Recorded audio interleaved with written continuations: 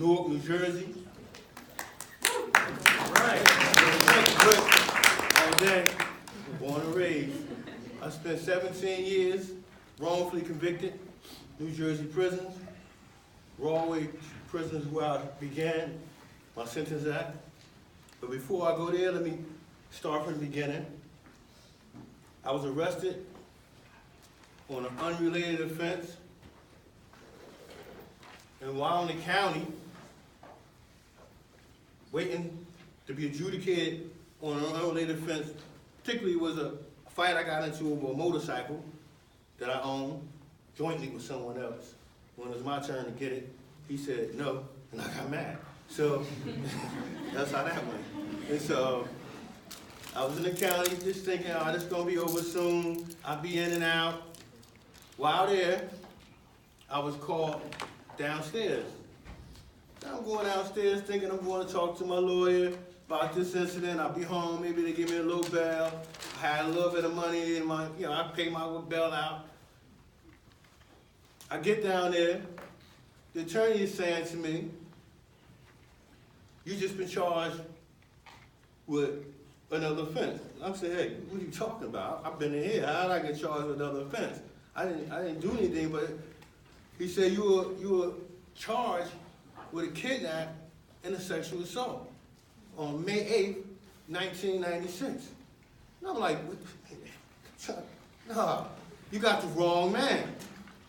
He was like, listen, I'm only here to, as your attorney, to let you know what the scenario is, let you know these charges have been filed. So me, at this point, I'm confused. I'm like, what is going on here? I'm thinking I'm being punked or something, or practically joke. Somebody doing something, what's going on? So I said, well, listen, let me have a copy of the discoveries. He said, okay, I got you. I go back to the housing unit. I'm in the housing unit. So I'm waiting, I'm trying to tell everybody, listen, what's going on? I'm trying to figure this thing out. A couple months go by, maybe 2 months go by. I hear nothing else. No, let me go back. They called me in to arraign me on these charges. This is when everything started getting a little exciting. When they called me in to arraign me, I refused to go in the courtroom. I said, I'm not going in there. I'm not even going to dignify these charges. I didn't do it. I'm innocent. I'm not going in here. So the judge was like, listen, I got to arraign you.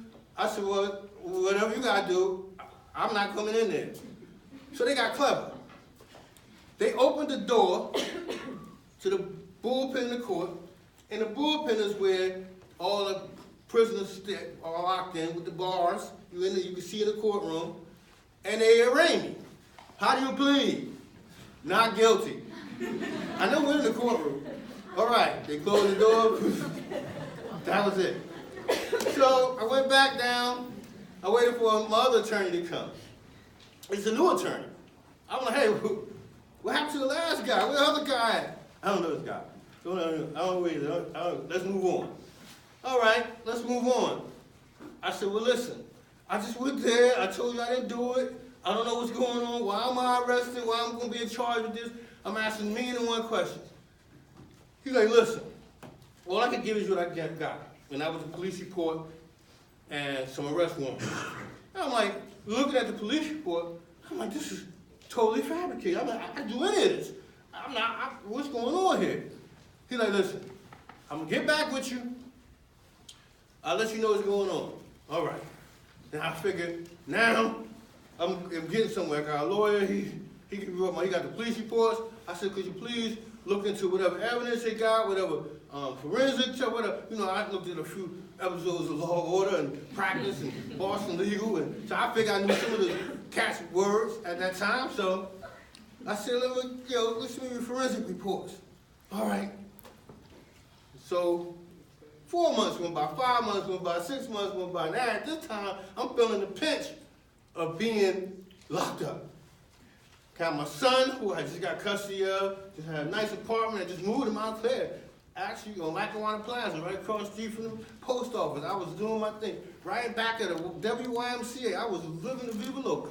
So I figured, but now I'm locked up. And I'm saying, so the lawyer, they called me down. This time they called me to court. family trying to figure this out. We all trying to come together. We had no money to get a lawyer. You know, in fact, I felt I didn't need a lawyer to get it out of this. I figured I'm innocent. I didn't do this. I'm gonna walk through this. So I get in the courtroom. I get in the bullpen. Now this third lawyer, he was amazing to me in regards to his theatrical skills. He was very convincing, very talented, and convincing. He come in, Mr. Roberts, look, they got you. I'm like, they got me. He's like, they got you. The victim is out here in a bullpen ready to testify against it. It was you. Eyewitness then she's crying. Listen, the prosecutor's offer you a plea agreement. I'm like, plea agreement? I'm innocent. What are you talking about plea agreement? Listen, not right now. Now, mind you, he was representing me, but he had like 15 other of his clients in the bullpen with me. Now, we all in one big bullpen. Now, they stand and listen to Tennyson. There's no confidentiality at this point. You know what I'm saying? He's not even whispering. They looking at him like, oh, he's they looking like, lawyer, he out there trying to work hard for you. Man, I don't know what you talking about. I'm innocent. You know what I'm saying? He's like, oh, I'll be right back. I'll be back, Mr. Roberts. I'm going to talk to the prosecutor. So I'm in there, I'm pacing the floor. I don't know what to do. I'm panicking now. Because now, they saying, he telling me, now this plea agreement is, he can work this plea agreement out. He come back. This time he come back, he got a bunch of papers in his hand like he been out there fighting for me. You know what I'm saying? Tie crooked. I mean, put it on for me. So look, I'm like, what's up? He like, listen, this is the prosecutor saying that they're gonna dismiss the sex offense. All right, now we're getting somewhere. What about the rest of it? Oh, they're gonna downgrade the kidnap to second degree. They say on the record, nobody got hurt. Gonna give you 7 years, and you'll be home in 2 years. I said, that ain't working for me. I'm innocent. What are you talking about? Listen, on the other side of that is life in prison. They're ready to prosecute you right now. It ain't looking good for you. They got you. They got you. The prosecutors run out here. You go to trial right now. And I'm like, listen, how they got me? You know what I'm saying? He's like, look, they got all the evidence. I'm panicking now. I'm scared at this point because this is my lawyer telling me this. Now, this is the one person I felt was on my side because he was my lawyer. And I'm like, yo, this is not going in my direction. Now, the fact that they said that they could hold me for the rest of my life was resonated in my mind because I was already locked up. So I knew they had me. They already proved that they could hold me in jail. They had me in there all that time. So I said, well, they convinced me they could lock me up because I'm locked up. So that's part of the solve. So move on. The rest of my life, wow. So I'm sitting there like, so in total confusion. I'm hurt. I'm feeling like my life is about to go down the drain. It was like they gave me a choice between Satan and Lucifer. Which one gonna treat me better? Now this evil was wrong for making me plead guilty to a crime I ain't commit, and this evil was wrong for convincing myself to plead guilty to the 2 years to save my life from being served a life sentence. So I had two evils that was on the table. So I said, I'm gonna choose Lucifer. I chose Lucifer. I said, I'm trying to get home to my son. All I want to do was go home. I just want to get back to my family. I didn't want to be locked up no more.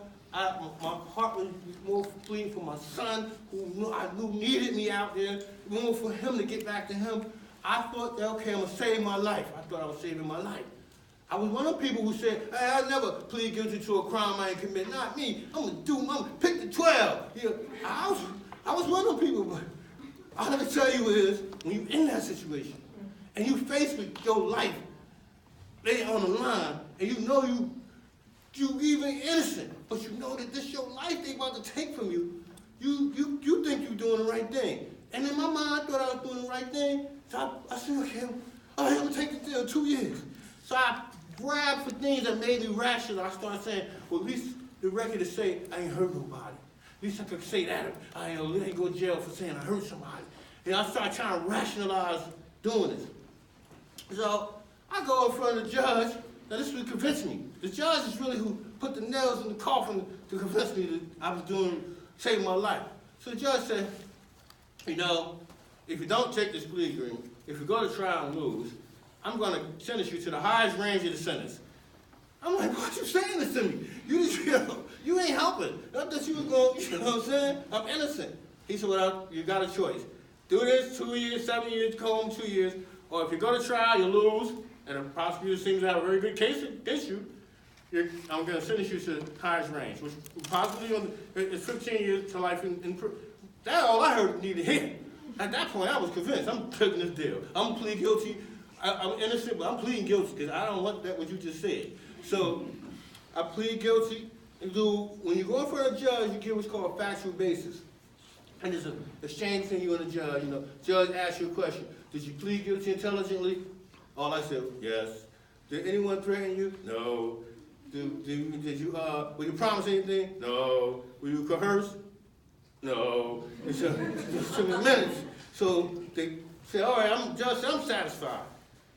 Me, at that point, my life took on a different tone, as far as mentally and psychologically, because I felt like I just betrayed myself.